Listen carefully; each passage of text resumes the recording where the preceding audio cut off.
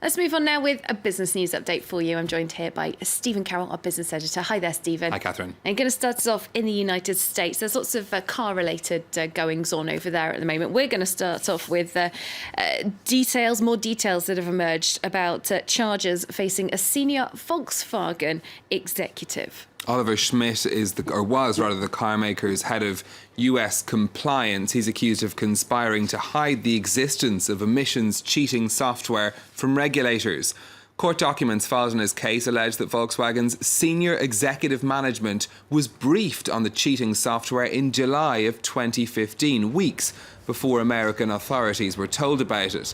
That could mean other figures within the company could face charges, this at a time when Volkswagen is trying to finalise a criminal settlement with the United States over the emissions scandal. That scandal that just keeps on rolling, isn't it? We're going to stay in the United States. Donald Trump, it seems, has been making some new friends. The president-elect met the Chinese billionaire Jack Ma on Monday. He's the boss of the e-commerce giant Alibaba, which says it can create 1 million jobs in the United States in the next 5 years. Mr. Ma believes his business can help farmers and small US manufacturers to sell their goods in China. After the meeting, Donald Trump says the US could do better on its relations with China.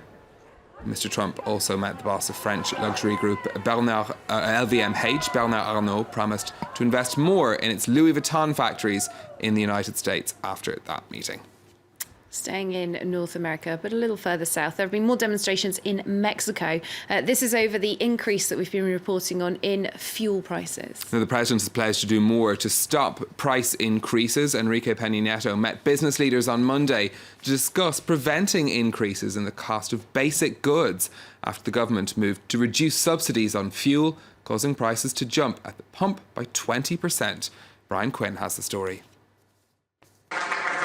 President Enrique Peña Nieto scrambling to limit the damage following a major hike in the price of gasoline in Mexico. On Monday, he signed a plan to limit further price increases on staple goods and to cut government salaries, but not to undo the fuel price hike. The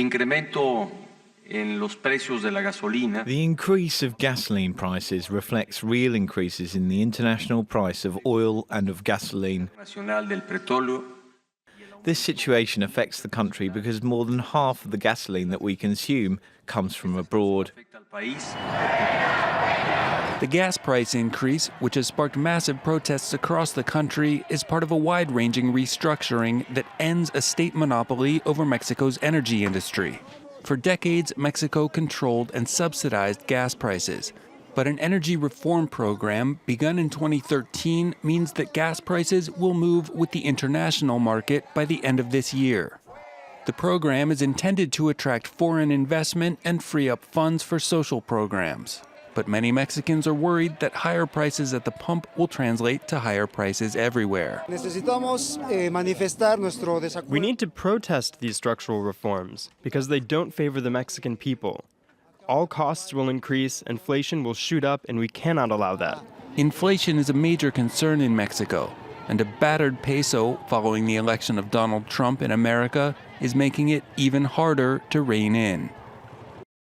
All right, we've got economic news now from China. The country's top economic planner has been giving an update on the world's second biggest economy, as it still currently is. As it still currently is. Xu Xiaoxi says China's economy grew by around 6.7% last year, in line with government expectations.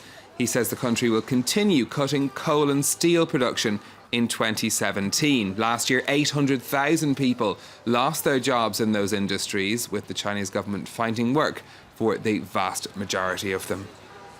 Well, let's see how that went down on the markets in trading. Chinese investors not too impressed by that update. We saw a fall in shares in the Shanghai Composite, down at 1/3%, but gains in Hong Kong. The Nikkei in Tokyo seeing falls as well, down 0.8%. That's after the yen got stronger against the dollar. In Europe, shares opening up generally. Shares in the retailer Tesco up by almost 5% in London after rival Morrison's reported good sales for the Christmas period. Volkswagen shares too opening in the green. That's after those latest allegations in the United States. All right, finally then, I've got some news on something that tends to come back time and again as a theme, doesn't it? How much do these big tournaments like the World Cup, the European Football Cup, bring to the host nation? We just had the Euros in France last year, and some figures are now out. These are the official calculations for what benefit it brought to France's economy. The figure is 1.2 billion euros, according to the Sports Ministry. Their research was compiled by researchers at Limoges University here in France. Now, most of that economic boost came from tourism, 625 million euros worth. The French government, for its part, had spent some 24 million on security for the Euro 2016 championships and some 160 million on building and renovating venues. The average visitor who came to France for the tournament spent 154 euros a day. It looks like they had a good time doing it as well. Indeed, that'd buy you 3 pints in Paris, wouldn't it? Thanks very much. Stephen Carroll, our business editor.